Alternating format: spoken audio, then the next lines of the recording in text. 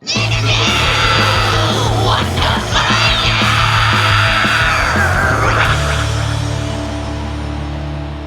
up, guys? This is Nick Rossi from Born of Osiris, and you are listening to Interview Under Fire. Let's go.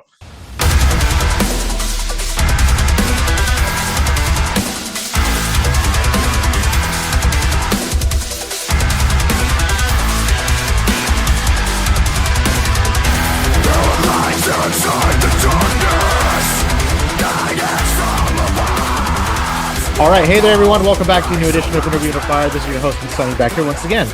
Today, I am psyched to welcome the awesome Nick Rossi. It's an honor, my man. Great to have you here on IUF. So thank you for what you've done. I mean, I know we had that preliminary interview we talked about. But dude, what a summer for you and the rest of the guys over at Born of Osiris with the release of Through Shadows, dropped back on July 11th, I think, on Sumerian. Dude, the recognition you guys have been getting so far has really ramped up with like old fans like myself, of course, and new fans. You don't believe me? Go check on YouTube. I mean, people are just going on and on about how you guys have just new fans are coming to the forefront. They're like, oh my god, I just now experienced Born of Osiris. That's crazy to see. Congrats. Also, 18 years, if I'm not mistaken, of Born of Osiris. Not easy to do. Not trying to make anyone feel old, but a lot to talk about this record. But Nick, before we get to everything, you've had a busy year, dude. How are you? I don't think I asked you that yet. How's 2025? Let's Yeah. exhale. Everything is great, man. Yeah, we just started off the year with a headlining tour, and that went through like maybe January through end of February. We had a little time off, and then Yep. we did a big block of touring. It was like Europe straight into Canada, and that's what we just finished up. I've been home back in Phoenix here for about 2 weeks. Yeah, and prior to that, we were just working on getting the album rolled out and everything. It came out towards the end of the Canada tour. We're so happy it's finally out. Like you said, I think it seems like people are loving it. And yeah, we're just happy that we've finally gotten it out to the world. It's been a long time coming. So Man, wait till what you have to hear about what I have to say about it. Hey, real quick, um, I want to mention this because of recent current events that took part in the world that you and me both take part in, not and many others have a place in because this is my first interview since it happened, the heavy metal world with the passing of the late great Ozzy. of Uh, course. Nick, my man, can you tell me how someone like you has been affected by this? Considering, what we all grew up listening to. For sure. I mean, yeah, when I first started playing music and like, learning guitar and stuff, my dad was the one. He played guitar too, and he kind of got me on my very first start. And like any classic dad would, he raised me on the classics, one of which being Black Sabbath. Sick. So yeah, just ever since a young age, like many other people in music and even out of music, I'm sure they're influenced by him. He did so much, and he's just kind of like the ultimate. He is like a real rock star, and just did everything he could to his fullest extent, and had an unbelievable run. And it's just sad to see him go, but I know his music and legacy will live forever through the rest of us. So Hey, I appreciate you sharing all of that. Man, the amount of the material that I saw on social media just talking about him was crazy, like in a good way, right? So no, many yeah. people that I didn't even know that he affected like came to the forefront and started talking about how much Ozzy was like a gateway to just not just music, but even just everything in general. How the way he carried himself was a representative, like people took that and they were able to be comfortable with themselves, whatever. If you're Because he was the outcast, right?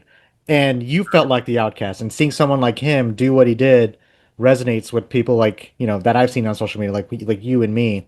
Yeah, of course. But that was really cool to see. It was really refreshing. I know his funeral was, what, I think yesterday or the day before that. Yeah, I think I saw like And beautiful tribute. It must have been in Birmingham where he's from. yeah, Just looked amazing. I mean, yeah, he's just an absolute icon. So it hurts to see him go. I think a lot of people maybe thought like he's definitely getting older and with the show and everything, but I don't yeah, think anyone was ready for that kind of. It was pretty quick after the show. Just it did seem shocking. You know it's coming, but then when it actually happens, it hits yeah. different. Yeah. That's the thing. You're never prepared for something like that, right? Hey, rest in peace to the Prince of Darkness. If there was a track that Born of Osiris would cover regarding Mhm. Ozzy's music, what would it be? Have you already done that, in other words? Oh man, I mean, we haven't done it, but oh man, I always loved Bark at the Moon so much. It's just so sick. Dude, a Born of Osiris cover of that. Dude, now you're giving me chills, man. Don't even Yeah, tease me with yeah. that. I know that would be fun. Yeah. Dude, so hey, thanks for sharing all that. And I want to jump back into I mentioned 18 years, Mhm. right? And this is something I want to talk about too because I don't care who you are. It's not easy to accomplish what this band has done in that time frame. I know you guys, as a band performed at worldwide festivals and making a name for yourself in that time frame now with 7 records. Mhm. I also mentioned this that I know you joined the band a little further down in the timeline, but Nick, are you someone who looks back on the days when all this began for you personally? Because you have also come a long way since 2018. Yeah, 2018. Throwing a Yeah. lot of numbers at you. Yeah.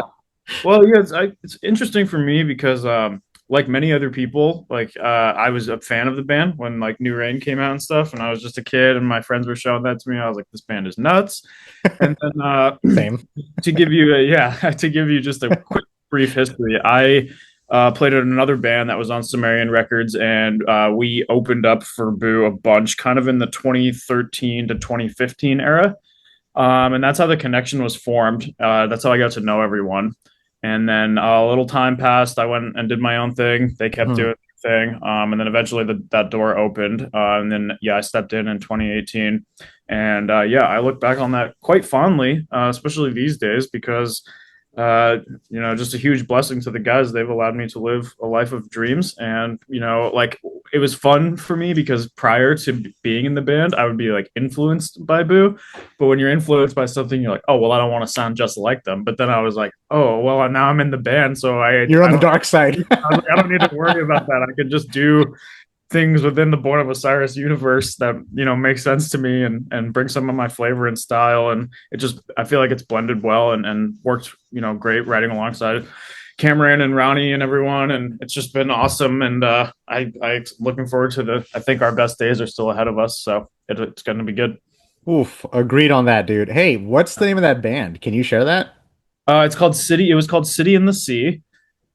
We had one album on Sumerian. It was Hey. called Below the Noise. It came out in 2013. That was like my childhood high school band.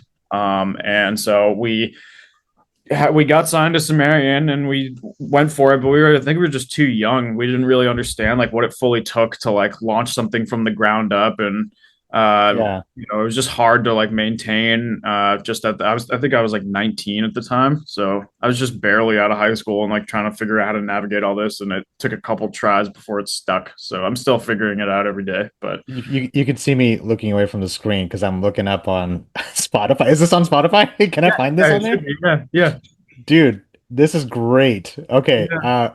I don't know if you're a person who goes back and listen to your old songs. Do you do that? Are I you recently, it's funny you asked that because there's definitely like a period of time where I don't know, I don't want to say I was like shunning away from it, but I was just like, I don't know, it's uh just past. But recently, I don't know, you get a little older, and then I probably within the last 6 months I did go back and listen to it actually. I was like, oh, it just brings back memories, and I remember recording it. We the first tour we ever did, I graduated high school and the rest of the guys picked me up from high school like after the ceremony, and then we yeah. we did a week of shows and we went out to Michigan and we recorded the album, and we were living in like six dudes in like one hotel room in Michigan with Nick Sampson, great guy, and he did a couple Boo records too. And then the rest is history, I guess. So Dude, that is I've never that's one of that's a lifetime of like experiences right there. That's it's pretty wild, man. Yeah. it So brings me to that question like if you were to revisit like maybe a certain point of time in your life, I feel like that would be like a popular answer for you, I bet. yeah, for sure. I mean, it's just so exciting. Like, and looking back, I didn't know. I thought I knew a lot then, but you don't really know. And that's what I'm saying. Like, Yeah. it takes time to like you have to build up these experiences and have a couple failures and have some moments where you think you're about to, take it to the next level, and then it doesn't happen, and then you get knocked down again. Yep. And you keep doing that, and you build up some resilience, and eventually, you like, yeah, like I said, I'm still figuring it out every day, and like it's always being a musician and being in a band requires a lot of navigation, both inward and outward, and Yeah. but over time, you just get better at figuring that stuff out. So, Dude, that was crazy. I thought it was my dog. oh yeah, Seahorse. yeah, yeah. I was like, wait, that sounded a little bit not that loud. And I was like, is he like in a different room? Anyway, Nick, hey dude, I want to keep the spotlight on you because um, I know the band is originally from Illinois. Is that same for you? Are you originally from the same state? I actually I'm originally from New York, but I've been living in Phoenix here pretty much my entire life. This is home for me. So And regarding your musicianship, I feel like you're like a jack of all trades here because it's a thing of beauty. I don't know if you get a chance to talk about this, but bass, rhythm, leads, keys, synths. I mean, am I missing anything? Because I think you covered it. Yeah. dude, your influences, whether they're personal or professional, Nick, who are they? If you can speak on that, and what do they mean to you? Yeah, good question. So when I was younger, it was very guitar based. Grew up, one of my favorite bands was Lamb of God. Like I was young when like Ashes of the Wake and Sacrament were coming out, and those albums were just gigantic influences for me. If you comb through some songs on Angel Alien and stuff, you might be able to pick it out. You can just hear some of that Lamb of God style riffing. I always loved that. And then as I got older, I got more into like the production side of things and like like I love like a lot of movie soundtracks. I love Hans Zimmer. I like this guy. Yes. Yeah, like Ludwig Göransson is his name. He did music for like Mandalorian and Black Panther and stuff. He's really sick. I think he did music for that new movie Sinners too. And so a lot of Yes. that has like come into play for me. Where now instead of just sitting down, sorry, he's barking. We got a guest. We got a Yeah, guest. a lot of those influences have come through more where it's less guitar based and more like Mhm. soundtrack or synth based. Mick Gordon, who did the Doom soundtrack, I think he's amazing. I know a lot of people do. But nowadays, I tend to start songs almost more so from like I don't know, chopping up samples and getting weird ideas and putting guitar over it. So it's changed a bit over the years, but yeah, just always trying to push myself and find new influences and bring things from outside the metal world into our music. I think that's a fun way to do it. So. Oof, I'm getting goosebumps again because I'm going back to the track list of this new album and I'm hearing your influences, but what you just told me on those tracks. Have you seen F1 yet? I haven't seen F1 yet. Bro, you Yeah. talking about Hans Zimmer? Again, Yeah. I'm getting goosebumps. This is crazy. I didn't know going into the movie. I've seen that movie twice in theaters, by the way, because of how good the soundtrack was. It was Hans Zimmer and what's the guy's name from Polyphia? I'm losing my yeah, Tim Henson was in it. I And know. I saw that post and I was like, "Oh, that's unbelievable. So so cool." I didn't know that until I saw the credits and I saw Tim Henson. I didn't notice it. My brother did. He's like, "Is that Tim Henson's name? Is that the Tim Henson?" And I'm thinking it was listed under Hans Zimmer credits like when it rolled. And I was like, "Wait." And then because I saw it on premiere night, the next day Tim posts that he did the guitar work on that record. So What sick. the dude, Come through, that's man. cool. The connection that the music that we're involved in to what we're seeing on the big screen. Dude, you pretty much nailed like all of my favorite like composers right there too. These guys are, they have such a, they're making music for movies, which you have to, you know, create a vibe for whatever the plot or whatever the Yeah, story is and everything. And that's what makes them so versatile to me. And that's why I like them because you hear all these different angles because they're telling a different story every time. So, do you have a favorite Hans Zimmer composed movie? um, you know, well, I really liked Dunkirk because it just like they created tension. He created tension. I feel like there's like a ticking clock throughout Yeah. the entire movie, which I just like. It's like subtle, like it's almost subconscious, but like you just realize that you're like kind of like, oh, I have anxiety throughout the whole movie. But it's like it's a cool, like it's just these small things, and then of course like Inception, like some of those more classic pieces, just amazing stuff. Yeah, I would have to go with those two. But yeah, specifically, I remember seeing Dunkirk in theaters and just being like, this is mind blowing. So There is a scene in F1, and when you get to it, you'll know about the clock kind of ticking thing. yeah, That you like it's Hans Zimmer. Like you're at the point I feel like in both of our lives that we know when what Hans Zimmer sounds like.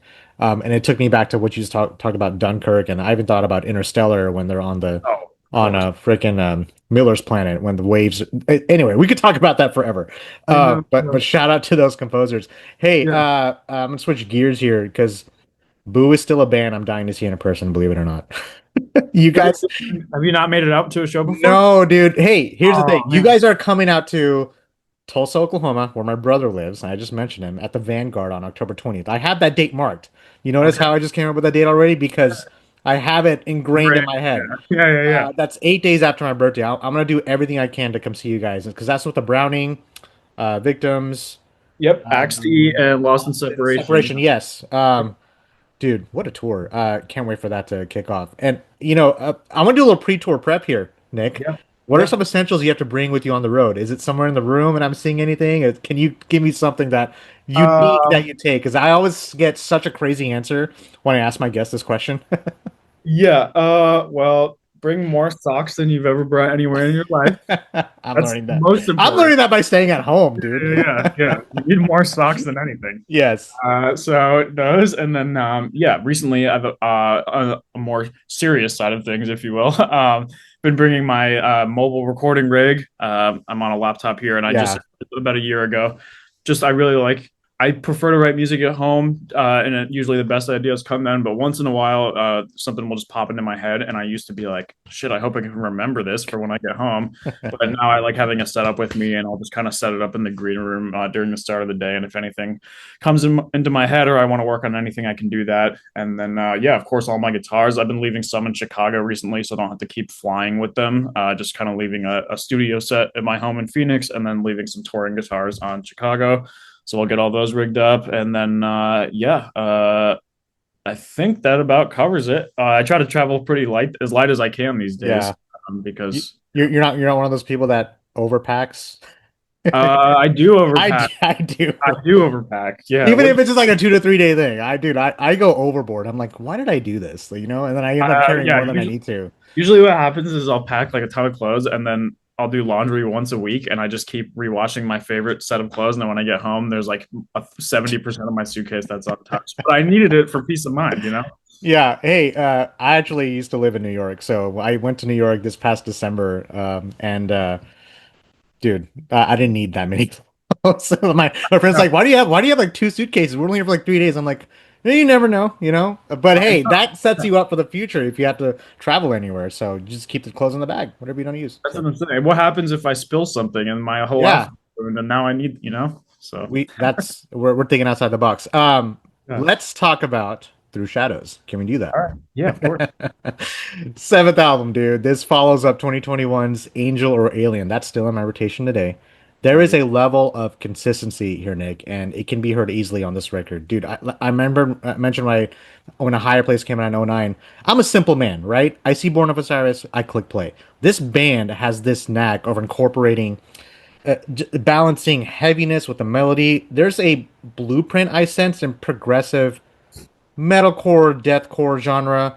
I mean, many have cited you guys as a pioneer of that genre because, you've been through all this before. The challenges and conveniences on keeping things fresh after 7 albums, right? I'm not Yep. asking for a secret ingredient or anything, but you continue to evolve musically. Do you feel pressure at this point of your career, Nick, when sitting down to write music again? Because knowing we have this backlog of 6 albums now, we've been doing this for years. Yeah. What can we, is there anything you can point to? Is like, okay, that's it. Yeah. I mean, I do sometimes like, well, I think there's like a good type of pressure and a bad type of pressure.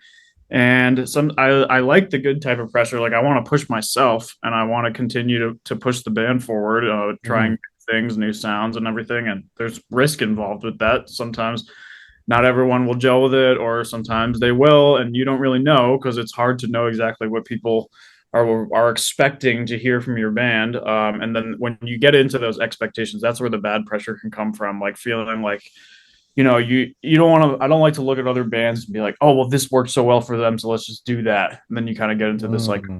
trend following thing. I think that for me, like in terms of pressure, like I like to just try to keep it internal and be like, all right, I'm putting it on myself to push myself to make the best music possible, and whatever happens in that process will just happen naturally. So Man, I feel like, and I love that answer. I feel like social media has a big play in that too. Can you imagine all this just without? I wish I could delete social I media, but know. but we're in the field where we can't really at a certain extent because you want to not see all those things, just focus on what you do. Hey, I know. hey, hey, you're doing that, bro. So I'm not saying like you aren't because you are. You're Yeah. focusing on your craft and you're evolving on that. I think of bands like After the Burial and Veil of Maya and then Periphery, but you guys seem to have found your signature sound over the years. I mean, Through Shadows had everything I wanted as a Boo fan, from Seppuku to the title track to what is it? A Mind Short Circuiting, which I think that's my favorite record. Yeah. Yeah. Ask me again tomorrow because it could change. But Yeah. and then there's a song, Dark Fable. Okay, am I wrong thinking that has it reminded me of my buddies over at August Burns Red. The riffing, I was like, holy crap, this is and I love that shit, dude. When are you gonna do a tour with ABR? If you have done that already, but Yeah, I think the band actually did one just prior to my joining, and we linked up with them. I think they were on Mayhem Festival, and I love those oh guys. back wait, the recent one or like back in the day? Yeah, no, yeah, like the recent like redone one, yeah, Yeah. one off one. They were on Ooh. that, and of course one of the sickest bands. I love them since Messengers and everything. So Dude, yeah. I've just now met you. Where have you been all my life? Walk me through this if possible, bro, because do things change along the way for writing an album like this one? Because I can only imagine if you have a specific sound and idea from day one of production, like is the end product very different? Yeah, good question. I mean, that can change, from album to album. Specifically on this album, there's been some changes in the band, some hard times, some good Hmm. times, everything in Yeah. between and all that. And interestingly enough, I talked about this the other day. A couple of the songs were actually written during COVID prior to Angel or Alien coming out. Because right after the Whoa. simulation, yeah, right after the simulation came out, which was 2018, and then in Yeah. 2019 we started writing Angel or Alien, but then it got delayed because of the pandemic. So we are sitting on Angel or Alien, but then we're home, and like I'm not the type of person that's like, oh, now is my scheduled time to write an album. I just write all the time because it's just what I love to do. So I just started writing more, and then some of the songs that ended up on Through Shadows were literally written in like March of 2020, like the first month that everything went down. Holy Um, shit. Not every song, but some. And then they went through a bunch of changes and different lyrical ideas and different arrangements and everything. And then probably about mid to late 2024, we had finally had every song finalized, masters turned in, and we're ready to release. It's been a long road for this one, but I think when I think back on from we started officially recording it in the beginning of 2023, and it's out now, so that's a pretty big chunk of time to work on an album. But I think that the message and the goals that we had laid out still holds true. It just was kind of hard to see that through the process, but now having it out and having the fans, tell us all the things they love about it, it's been a nice reminder. Yes, just like you, it's been a nice reminder of that the album does stand for something, and it does mean a lot to us. But yeah, sometimes when you're in the process of that and you're going through these hard times, like you get like tunnel vision. So now that it's out, you Yeah. get that, and it has a fresh meaning to it. So Man, that appreciate that backstory. I also didn't have Spencer Chamberlain on a boot track on my bingo card for 2025, but neither did Activated had exactly that. And yeah, you neither guys, did we, man. Yeah, how yeah. was that like? You know, the idea of working with someone like Spencer who's been established over the years. Like I grew up listening to freaking Under Oath, right? You know, So, I mean, what was that like? actually, it was kind of informal, I guess would be the word. Like we didn't meet up with him or go to a studio or anything. Okay. I think the band just reached out to him on social media and was like, "Hey, would you be interested in doing this?" Like we've been long time fans. The band's actually never once had a vocal feature ever. So this was the first one in all the 18 years, and he said yes, and then we were just like, okay, cool, and then we kind of had the song, and we were just touring and doing our thing, and then one day we just got like a file, and it just had that part on it. We were like, hell yeah! But then recently, maybe like 2 weeks ago, after the album came out, I just shot him a message on Instagram. I was like, hey, I just wanted to thank you so much for doing this. It's so amazing to hear your voice over Boom Music. Been a long time fan, and he said, hell yeah, thanks for having me, and hopefully we'll meet up somewhere along the way and take a photo. Maybe he'll come on stage and do it. That would be a dream. So You know what's cool about what you just told me? We're people, right? You know, we're humans, and we're still fans of the music that, whether we're in the band, whether we're working for an outlet, whatever it is, the fandom will never disappear, and that's a really cool interaction where you just, dude, I always a fan of you. Thank you for joining me. You know, thank you for playing in my music. Thank you for joining my podcast. Things like that. It yeah, dude. really goes a long way. Yeah, And absolutely. Yeah. All I know is that, hey, make sure it's not the last time you have a future vocalist because you guys know how to make it work. I know, man. Well, yeah, Um, we're gonna see who else is out there for sure. I called you a jack of all trades, Nick. Who do we have to thank for the production here? Did you work on this as well? On the album, you're saying? Yeah, because I'm an Yes. audiophile. I'm very picky on how I want my music to sound. Yeah. This sounded amazing. Oh, thank you so much. Well, shout out to Zach Jones. He's the one that officially mixed the album. Okay. He's done some amazing stuff. We got to know him through our friend KJ, who helped with some vocal production, and he had recently just finished working on the Matriarch Veil of Maya album, and we were impressed with it. Oh my God. So Okay. yeah, he mixed it. But then yeah, myself and Cameron, we especially now, we do a ton of the work ourselves. Like we're mainly just sending in, all our files to get mixed, as opposed to being in a studio and recording them there. So I record all my guitars at home. Cameron records his drums, his guitars at home. We both do production and keyboards ourselves, and then we send that off to get mixed. And we've been working more towards that just as I've gotten older and stuff. Like we've found that the more you can do yourself, if you have a Mhm. specific vision, the more accurate it's going to turn out at the end of the day. So we've kind of been leaning into that more, and it's we've been pleased with the results. I think we're going to hopefully take that even further for whatever the future holds. But we've just been feeling more in control than ever, and more like we know what we want and we know how to accomplish it. So might as well just do it ourselves. So I come from a family of producers, Nick. cool. I think about how understated it is to produce a metal album. Like Mhm. it's, I remember I was listening to, if I can just talk about this for a second. I was listening to Gojira's Magma the other day, right? Yep. And great album. And my brother no, it was a friend of mine. He was saying how this album may have sounded different if you brought somebody else who wasn't a usual metal producer, someone who maybe who's worked on like country or pop, have them Yep. come in and see if they can work on a metal album. Yeah. It that's what I'm saying. It's really hard to get every instrument the way you want it, heard, the way you want it to be felt, the way you want it to be even seen in a way, if you can put that perspective in. For But sure. I don't know if you agree or disagree to that, but that's just, I think that has to be talked about as I often hope. because I I always ask about the production because it's so important to write. It's one thing to to write out the music, but it's so different to get it out there the way you want it to be heard.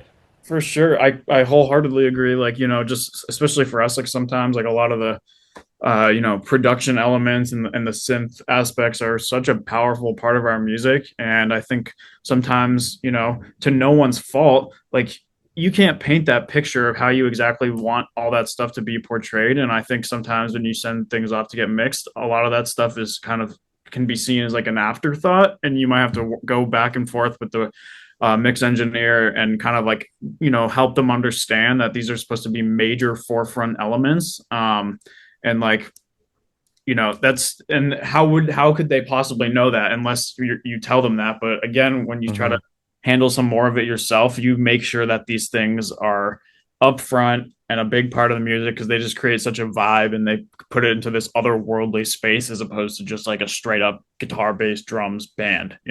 So Yeah, man, that's appreciate that perspective too. But anyway, I didn't have to mess with any EQ levels on this. You guys yeah. knocked it out of the park on this Yeah. album. A unique element, excuse me, a unique element that always stood out to me about Boo is the lyricism. And throughout this album, it really paints a picture of this group in such a creative structure, like the title, right?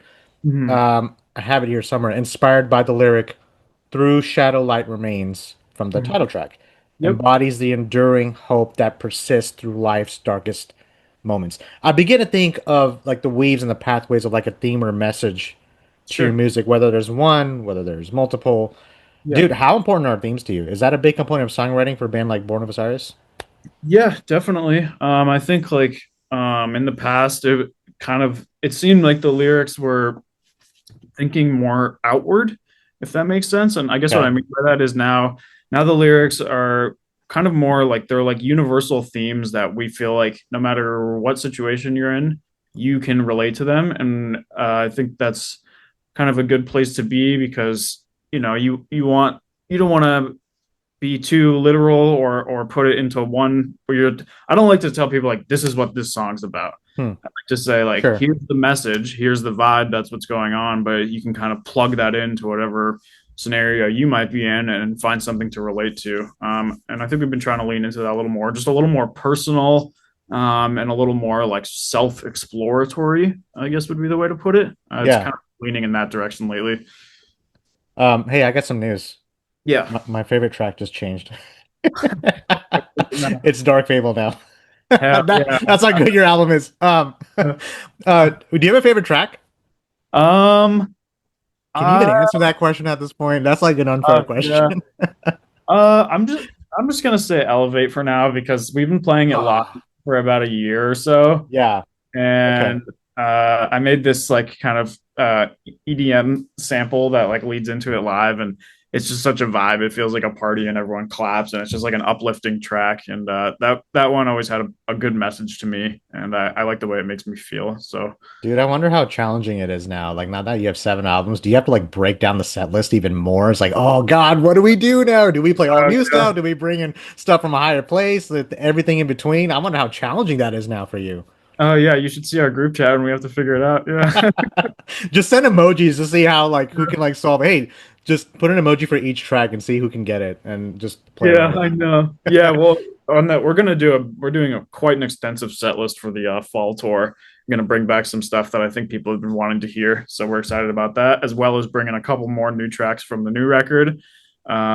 So I think we're gonna try to cover all the bases there. It's there's been a couple times where I think that we've fallen into rearranging the songs, but not adding Mhm. anything new. And lately we've just been like, man, we let's just like everyone loves Meshuggah. How could you not? But like every time I've seen Meshuggah, the set list is so different. Like they always It have. is. You're like, what the heck? Like they're playing all these songs and they didn't play any of these last time. It's so cool. Like that's really, I think that's a great way to retain people coming back to your show because they're not just gonna expect the same songs in a different order. They're gonna know Mhm. you're gonna have a whole new thing to bring for them. So Did you see them when they went on the spring tour? yes, it was mind blowing. Holy shit. Holy Just shit. what, dude. They didn't play In Death is Death, I don't think. Because they start that with Minds Mirrors and then that shit is crazy. Yeah, When it goes from Minds Mirrors to In Death is Death, that's just they didn't play that, but then they played Bleed. I've I never know. heard, And when yeah, I like saw them when Immutable came out, I saw them and they didn't play Bleed. Uh, yeah. and so like, it's just yeah. And we've seen them a couple times. We've been fortunate enough to be on some same festivals as them over in Europe. And yeah, every Yeah. time it's fresh. So I've seen them probably 4 or 5 times now, and it's never the same show, which is so sick. Hey, it's with you guys too. See, Yeah. hey, have y'all toured with oh man, boo tour with Meshuggah. Ooh, now I'm like No, dude, don't twist my arm, dude. Yeah, Nick, dude. I know we're running low on time here, but I know we covered a great deal of topics in our conversation here. I mean, dude, great to have you. Seriously, you being so true to yourself and sharing your perspectives on IUF, you made my job super easy. By the way, I mean, I want to thank you for that. Truly, not just me, but you've seen the fans, dude, at your shows, the touring, the people you've met during your time with Born of Osiris, and the relationship you have with the music, yourself, and your bandmates. I feel like we're entering another exciting chapter in the band's career. I mean, and you're seeing results, dude. Take a yeah, moment to just look at that, all right? I know you guys are doing all these tours, and I know time can get away from you. I mean, 18 years. I've thrown a lot of numbers. I'm going to throw that number again. Just yeah, celebrate your successes along the way because it I really means a appreciate lot. it. Yeah. Um, I'm going to end this conversation with this question because I can't help but ask now. If All you right. were to give your 2018 self advice from this version that's sitting in front of me, what would it be? Um, I would just say, and I'd like to think I did the best job I could actually adhering to this advice, but I would just say, you know, be as cool as you can possibly be. Don't have an ego. Don't try to come into something that's been existing for years and just blow it up and force your ideas in there. Respect the people around you. Respect your bandmates. Respect crew members. Respect other bands above and below you. Just be as cool as you can possibly be because I believe at the end of the day, that's what ended up me there in the and that's what got me there in the first place. Like I never I never was like a big like I'm a content person on social media. I'm doing all this crazy stuff. I just tried to be chill and cool and just work really hard at what I do. And somehow that paid off. And I still have to work at it every day. But that's what I would recommend to anyone, and I would recommend to myself even today. So just you can never lose that. Just always you got to be cool because people get egos and weird things happen along. Yeah. Just I don't want any of that. I just want to play music with my friends and travel and have fun, and that's it. Check, check, check, and check. You're doing all that. And Yeah. I feel like that perspective can also be taken into anything else you do in your life. That's probably one of the best answers I've ever had, actually, for that question. So Oh, thanks. I really appreciate it. Do you have any last words? Just any shout outs, anything you would like to plug in or mention as far as Boo and the new album before we finish things off here? I don't know if you have a Um, new music video coming out. I don't know if you can say that or not, but it's like, I'll just generally I want to thank all the fans and the people that have been listening to the album. I want to have tell everyone that if they're able to make it to a show on the fall tour, that we have a lot in store for you. I can't say too much right now, but we are working hard to bring you Born of Osiris full force. There's a lot to look forward to there. Thank you for listening to the album. Thank you also to all the companies that support us and make all this possible with gear and keep us on the road. Thanks to our crew members, our families, everyone. It just means the world. We could not do it without you. So I will leave you with that then. much love, brother. Hey, when does that tour kick off? You have the September 25th. I feel like that's like too far away, but it is right around the corner if you think about it, you know? Yeah. So, Yeah. hey, that Vanguard, I don't know if you've been in that venue before in Tulsa. I can't remember. I know we've been there. I just don't remember what it looks like. It is perfect for a band like Boo because mosh pits, crowd surfing, whatever you, it's perfect. The size of that room. And I was thinking about when last time I've been to the Vanguard. It's perfect for you guys, and I can't wait to actually be there and be the guy that's going crazy down in the pit. But Nick, dude, much love. Nothing but the best for you and the band from here on out. We'll stay in touch on the socials too. I'll keep you posted once this episode airs. This was great. Like I absolutely love this. We have to do Wings interview. We have to next time I'll be there. if there's a That'd be great. chance. But everyone who's listening, this is the awesome Nick Rossi from Born of Osiris. Through Shadows is out now on Sumerian Records. If you could do me and the band a favor, everyone, buy the record, buy the merch because the bands can't do it without your help. Nick, I'm old fashioned. I think I mentioned that already. I like to have the hard copy in my hand, So do you I. know. Yeah. So Yeah. a lot of hard work and dedication that gets put into that. But don't forget, you can listen to this podcast on all major podcast platforms out there. Check us out on interviewonthefire.com. Nick, stay in touch, man. Take care of yourself, and I will see you down the road, buddy. All right, later, brother. Thanks for All having right, me. see ya. Talk to you soon. All right, bye.